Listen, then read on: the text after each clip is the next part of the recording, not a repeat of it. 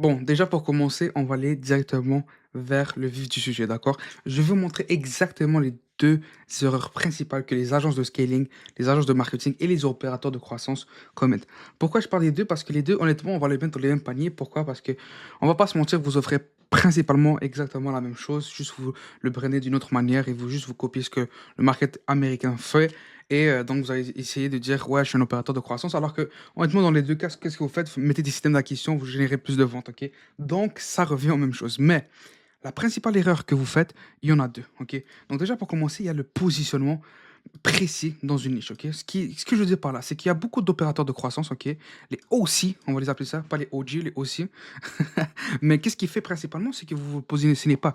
Qu'est-ce que je veux dire par là? C'est que la majorité d'entre vous, vous allez travailler avec des créateurs de contenu, OK? Donc les créateurs, donc ceux des personnes qui ont déjà 10 000, 100 000 abonnés, et cetera. Pourquoi? Parce que vous n'avez pas une connaissance précise dans le domaine. Qu'est-ce que vous avez fait? C'est simple, vous avez tout simplement fait un contrôle-C, OK? Contrôle-V, OK? Du market américain. Les opérateurs de croissance qu'on appelle des growth operators dans le market anglais, OK? Dans le market américain, qu'est-ce qu'ils font? Ils travaillent avec des créateurs de contenu pour leur bâtir une communauté ou un système d'acquisition pour pouvoir générer des ventes grâce à leur following, grâce au contenu qu'ils arrivent à disposer. Ok, parce que avant, qu'est-ce qu'ils faisaient? Ben, c'était simple, vente de produits, vente du merchandising, vente de, je sais pas moi, exemple, les coachs en fitness, du supplément, etc., etc. Donc maintenant, qu'est-ce qu'ils ont commencé à faire? D'autres types d'offres, du service, du coaching, etc. Mais l'affaire, c'est que vous faites juste du copier-coller. Donc, qu'est-ce que ça fait? C'est que vous n'avez pas un certain positionnement précis dans votre niche, ok? Si vous n'avez pas un positionnement précis dans votre niche, vous n'êtes pas l'expert sans, genre sans discuter dans le market. Ça fait en sorte que vous êtes juste éparpillé, d'accord? Peu importe la personne à qui vous allez travailler, vous allez essayer de travailler avec lui tant que c'est un créateur de contenu. Mais la réalité, c'est pas que tous les créateurs de contenu peuvent générer des revenus. Je vous donne un exemple. Une personne qui est dans le fitness va avoir beaucoup plus de simplicité à pouvoir générer des ventes plutôt qu'un mec dans le trading. Pourquoi? Parce que le fitness, c'est quelque chose qu'on peut voir, mais surtout, la raison principale, c'est parce que le fitness, c'est quelque chose où il n'y a pas énormément d'arnaques, ok? Dans le sens que le market fitness est un market en hyper expansion, dans le sens qu'il y a beaucoup de gens qui font de plus en plus attention à leur santé, donc c'est un market en expansion. Alors que le trading, l'e-commerce, etc., c'est des markets avec beaucoup de scepticisme, ok? Donc, pourquoi? Parce que dans le trading, il y a beaucoup de mecs qui disent comme quoi c'est des experts en trading alors que tout leur argent, ils le font avec de l'affiliation. Ok, on va pas citer de nom, mais on les connaît tous. Même chose avec les commerces, etc. Pourquoi? Parce que c'est des markets qui ça fait longtemps qui sont sur place et qui fait en sorte qu'on a de la difficulté à faire confiance par rapport, exemple, du fitness. Ok? Ou exemple, je sais pas moi, un training pour être CM, donc Community Manager, etc., etc., d'accord?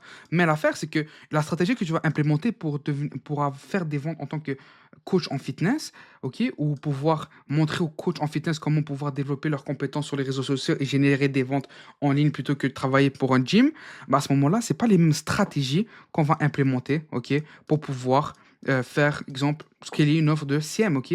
Les stratégies que tu vas implémenter sont complètement différentes. Donc, l'affaire, c'est quoi? C'est l'erreur que la plupart des gens, des opérateurs de croissance, ils vont vouloir travailler avec le mec du fitness et avec le mec du community manager à une seule condition, qu'il a du following, ok? Donc, il a des personnes qui le follow, qui s'abonnent, etc., etc., ok?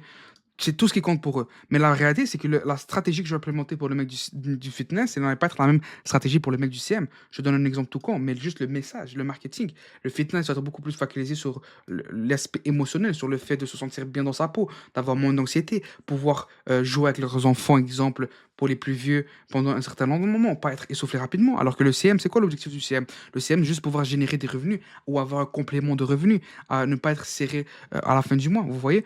Alors le CM, dans cette manière-là, tu vas être beaucoup plus facile axé sur le côté de générer des revenus, ok, de ce qu'on appelle du make money. Ok. Donc c'est quoi les émotions que tu veux par rapport à générer des revenus? C'est le fait que tu pourrais avoir une certaine liberté de financière, une certaine liberté géographique, ne pas se sentir coincé, etc. On reste dans le côté émotionnel, mais c'est différents types d'émotions. On est d'accord? Même la même chose pour la manière de comment closer, principalement closer, ok? La manière comment tu vas closer une offre CM, c'est absolument pas la même manière pour closer du fitness. La manière de closer du CM, ça va être beaucoup plus axé sur, exemple, le fait de générer des revenus, avoir un meilleur lifestyle.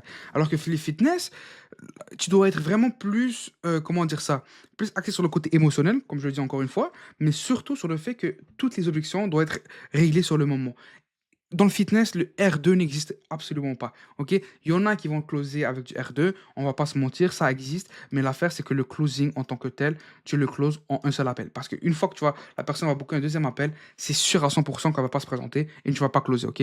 Pourquoi? Parce que c'est vraiment du côté émotionnel. Ils ont quelque chose qui les bloque à se retenir. C'est du fitness. Ok?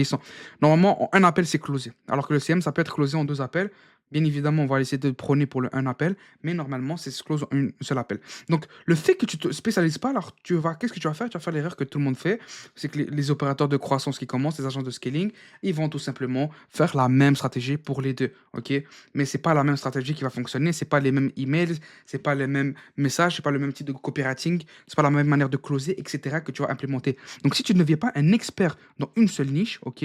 Tu ne deviens pas la personne incontournable dans une seule niche, tu ne vas tout simplement toujours devoir courir après des clients, ok? Ou sinon, qu'est-ce qui va se passer? C'est dans le short terme. Donc, dans le court terme, tu vas générer des revenus, ok? Donc, tu vas générer tes ventes, etc. Tout se passe bien, tout roule sur des roulettes. On va s'acheter une petite Rolex, on va s'acheter une petite montre, on va vivre dans une belle villa, on va aller voyager à Bali, exemple, etc., etc. Mais la réalité, c'est quoi? C'est que ça, c'est bien pour un an, 2 ans. Mais au bout de 5 ans et plus, on va tout simplement plus entendre parler de toi. Pourquoi? Parce que ton delivery est trop à chier. On va se parler en français. Et ça fait quoi? Ça fait que d'ici 5 ans, il y aura beaucoup plus de gens qui vont rentrer dans ton offre, il y aura beaucoup plus de gens qui vont être insatisfaits parce que tu n'es pas spécialisé dans une seule market.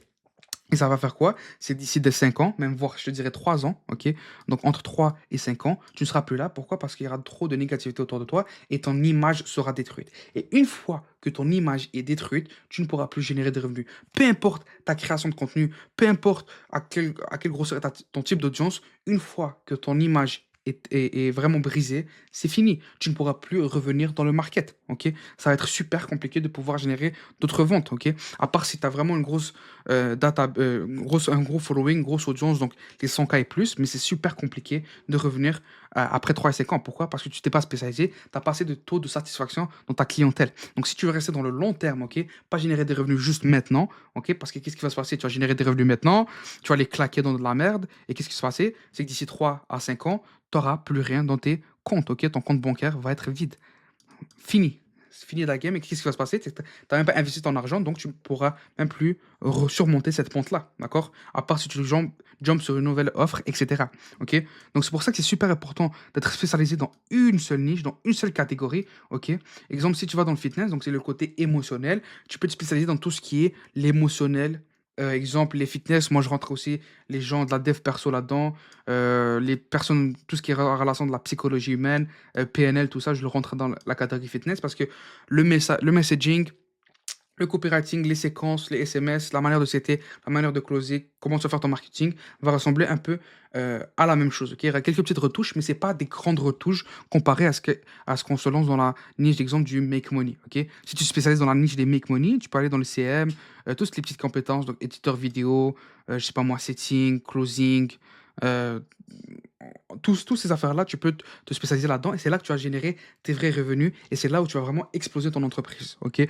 Vraiment, spécialise-toi dans une seule niche précise. C'est la grosse différence qui fait en sorte entre une entreprise qui croît, qui prospère maintenant et dans les prochaines années par rapport aux business qui vont générer des ventes. On va pas se mentir. Tu vas générer des ventes maintenant, mais dans le long terme, on va plus te voir. Je l'ai vu de mes propres yeux dans le market américain, donc je sais de quoi je vous parle. Donc faites vraiment, vraiment attention par rapport à cela.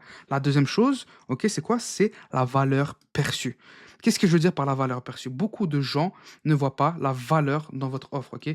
Tout ce qu'elles voient, ok? L'objectif ici, c'est vraiment qu'elle voit les potentiels dans ton offre, ok? Elle veut pas voir, exemple, tu vas lui offrir X, Y, Z, ok? Donc, je te donne un exemple. Si tu offres, exemple, les automatisations, donc un engrenage, on va essayer de faire un dessin rapidement. Si tu offres, exemple, je sais pas moi, du media buying, ok? Donc, tu vas faire les ads, et tu offres, je sais pas moi, du mentorat, ok? Si tu offres tout simplement ça, c'est bien, ok? C'est une super offre, tu peux très bien scaler avec ça, mais le gros problème, c'est quoi? C'est que la personne va être focus sur ça, ok? Quand tu closes, quand tu veux ramener un nouveau client, quand tu veux avoir des nouveaux partenariats, tu ne dois pas présenter cela. Tu ne présentes pas ton mécanisme, ton infrastructure que tu vas implémenter. Tu montres la valeur perçue, OK? Donc, peu importe c'est quoi ta niche, tu montres ce que la personne va bénéficier, qu'est-ce qu'elle va gagner. Parce qu'on va être honnête avec toi, si je te dis, tu dois, je sais pas moi, je vais pas raconter trop de conneries non plus, mais si je te dis, je vais te lancer des ads et c'est tout, tu as juste besoin des ads pour générer 100 000 et j'ai des preuves et j'ai des case studies et j'ai des milliers et milliers de personnes qui sont rentrées dans mon accompagnement, ils ont atteint ces objectifs-là. Je te dis, je fais juste des ads parce que je suis un master en ads, mais tu vas devoir payer, exemple, je sais pas moi, 25 000 balles, ok?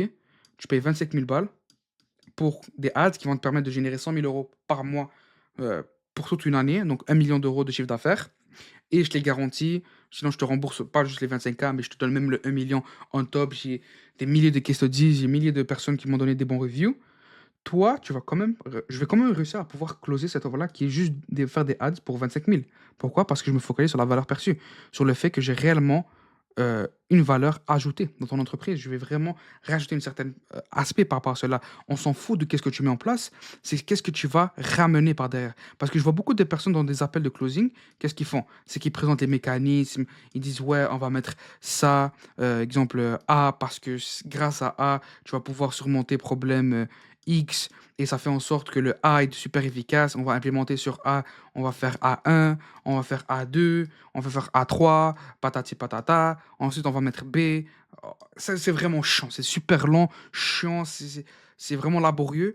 Mais le fait, c'est que la personne, vous ne comprenez pas, c'est qu'elle est juste focus sur ce que tu vas faire, un plan étape par étape pour atteindre cette valeur que tu lui promets, ok?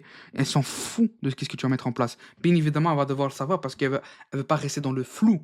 Mais une fois que la personne comprend ce que tu fais, un plan détaillé, ok? Vraiment un plan d'action, ok? Un PA, et que tu montres étape par étape ce que tu vas faire, qui va faire en sorte que au bout de la cinquième implémentation de la stratégie, ben, tu arrives à l'objectif, ok? Donc on arrive au drapeau et tout est good, let's go, on a réussi, euh, on a atteint l'objectif. C'est ce qui compte, c'est ce qu'ils veulent. Ils veulent savoir exactement le cheminement qu'ils vont suivre. Ils vont pas savoir c'est quoi ce que tu offres. Ils veulent pas savoir ce que tu vas implémenter. Ils veulent voir c'est quoi le cheminement qu'ils vont devoir passer à travers, qui va faire en sorte qu'ils vont atteindre leur objectif au final plutôt, excusez-moi. C'est tout ce qui compte dans le cerveau de la personne, ok?